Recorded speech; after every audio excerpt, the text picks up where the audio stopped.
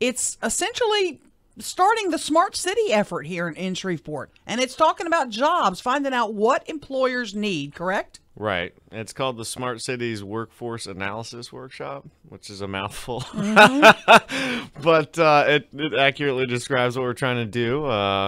We partnered up with... So what are we trying to do? I'm sorry. So what I wanted to try and help get done is that if we're trying to build a smart city, as per Adrian Perkins' whole campaign and platform, we're going to need to have the workers here that are educated for these entry-level jobs when these companies start up and are looking for talent, right? Or even just, locate out here as well. So, this is going to bring a bunch of employers into one room. We'll split them off into groups to discuss all of the ways that, they hire people and the gaps that they're finding in those hires that they then have to train. So having run, my own consultancy previously, I can tell you that, it's a little frustrating as a hiring, as a business, when you have to spend your own time and money and resources to bring some of the entry-level skills to the table. Right? So okay, that raises the question. You're going to gather all these employers. They're going to tell you the skill set they need. Mm-hmm. Who's going to teach the workers the skill set? Are you hoping the schools will? Or? Yeah. Totally. This is, this will quickly be followed by an analysis and report to all of the educators and colleges in our area. And the goal there as well is to not only just disseminate the information, but step forward in the International Youth Foundation. We'll be going after grants and programming and all kinds of things that can help our area.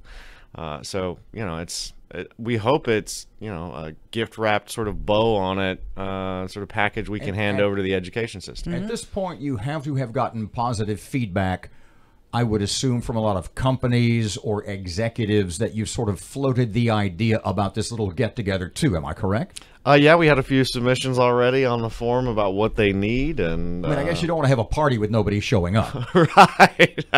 Well, we're also partnering with all of the chambers to get the word out, and just start telling people that it's available to go to. And prospective date? Tell me about all of them. March 12th. It is at the convention center. It's from 4:45 till about 8 o'clock. That last hour is kind of the networking time and whatnot. But Keith, we're talking to Keith Hanson, who's the city's chief technology officer. Are the days of me standing at an assembly line and putting a widget in something all day, are those days gone? Yeah, they've been gone. Okay. Right. Are they ever going to come back?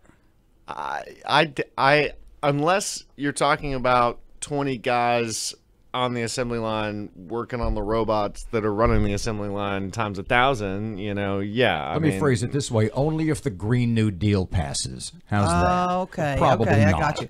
But essentially, we're building robots to do those jobs, correct? Anything that can be automated typically will be automated. What skills are you anticipating seeing employers looking for here? I mean, you have some in your mind, I'm sure. Sure. I would love to see entry-level skills in the software development area, that's my personal background. So, I think that's important, as some call them. We're developers and software developers are more of the propeller heads of the group. I'll say they're a little bit deeper skill that you need coming into that industry. Propeller heads is good.